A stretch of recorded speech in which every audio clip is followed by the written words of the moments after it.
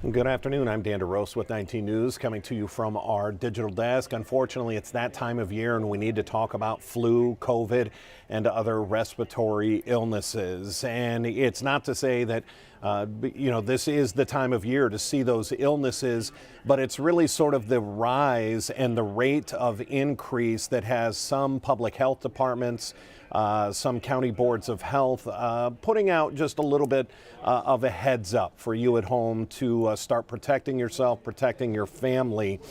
For example, from the Lorain County Public Health Department, they track what's called, I want to make sure I get this right, the epicenter. Epicenter compiles data from emergency room visits. So it's a pretty good way to determine the health of your community. If you're seeing a major increase or decrease in emergency room visits for one particular illness or another, you might have a problem or something you need to raise a little bit of a red flag. For example, in the last week of December, the last week of the year, cough visits to the ER. And I want you to think about that. Most of us, when you get a cough, not enough to send you to the emergency department, but in Lorain County, up 70% a day in the last week. We're talking from 20 patients to 34 patients a day. Fever visits up 60%, vomiting visits up 63%, and then COVID cases up 28% in the past week. We're going to bring in one of the supervisors for the Lorain County Public Health. This is Andrea Ferguson. Andrea, how are you today? Thanks for joining us.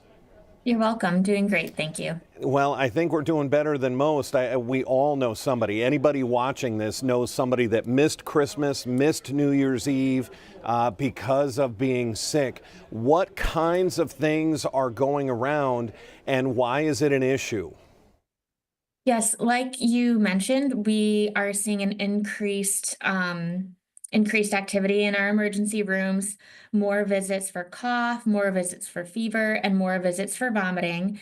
And while we don't have data on what has caused those symptoms, we have a pretty good idea as to what they could be, because these symptoms could be caused by a few different respiratory viruses, such as, like you mentioned, COVID-19 and the flu.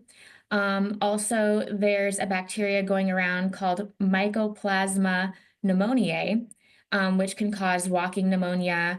And then there's also some other classic ones like pertussis, RSV, and the common cold. All of those can cause cough or fever.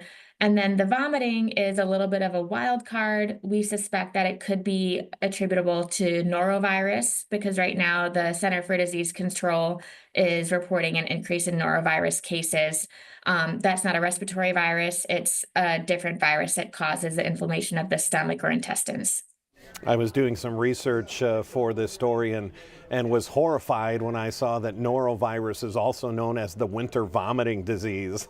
Yeah, That's just a terrible name. it's gross. Yeah, as is anytime you're sick. What do people need to look for, and at what point does maybe something raise to the level where maybe you should go to an ED, an emergency department, or contact your family doctor? What are you advising people to do? So for those respiratory diseases, the typical symptoms do include fever, chills, fatigue, cough, runny nose, headache, all of those typical things. And so if any of those symptoms become so severe you can't manage them, or if you can't breathe, anything life-threatening, definitely go to the emergency room. However, even if those symptoms simply aren't getting better, they're getting worse over time, that's a great time to go check with your healthcare provider and see what they think about your situation, what they might recommend. And if you are at higher risk for complications when you get sick, for example, anyone who's pregnant, anyone with chronic disease conditions, those people might want to contact their healthcare provider a little earlier just to be on the safe side. You know, one of the tips that you sent out for the media release, the very first one, is something I don't think people pay attention to enough. And there can be various reasons. Maybe you don't get paid time off at work. But the big one is, if you feel sick, if your child is sick, don't send them to school. Don't go to work. Again, that's not possible for everybody, but that's where this spread becomes a major problem. Yeah, absolutely. We totally agree. We exactly what you just said. We know that not everyone gets paid time off, and that can make it really tough, but really as much as you can. If you feel sick, if you feel a little bit sick, stay home.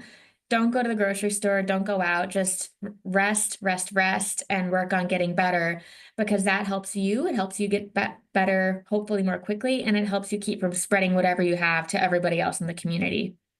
Because do you really want to be known as the person who spread the winter vomiting disease? Ugh. That's not great. Andrea Ferguson is a supervisor with the Lorain County Public Health. Andrea, we give our guests always the final word here. What do you want to leave people with? Yes, it's that time of year, but we've just come off the holidays. We've just been with family. What do you want people to leave this with? Um, like we mentioned, if you feel sick, stay home. Do all the normal things like washing your hands and covering your coughs and sneezes. And also, it's helpful to have information when you're making decisions, like whether or not to go out, or whatever you're doing with your life. So we do have data on these kinds of things regularly available at loraincountyhealth.com. We have a flu report that we release every week, so you can kind of see what's going on, and we also have some other data there available as well. So hopefully that can help people decide what they want to do during this cold and flu season. Very good resources there. Andreas, thank you so much for the time. We know you folks are busy. We appreciate it. Thank you. Thank you All very right. much for having us on. Absolutely. Take care. That'll wrap it up for this discussion. Again, this is not a panic alarm. This is a, hey, you've noticed people dropping around you, getting sick, and now there's a reason why. And we go to our health experts when we see something like this, just to get you the information on what is it and why is it happening. It does happen this time of year, but of course, as you just heard, the rate of increase is a little bit abnormal this time of year to see such a sharp increase. If we have any other breaking news, it'll be right here. Coming up at 3 o'clock when we start 3.5 hours of news, yes, we have got new information about the Vegas bombing, the cyber truck that exploded, and the man that was inside who died, yes, has ties to Northeast Ohio, more specifically in Summit County. We'll have the very latest on that starting at 3 o'clock. Until then, I'm Dan DeRose with 19 News. Have a great afternoon. 19 News is everywhere. Download our CTV apps and follow us on social media at Cleveland 19 News.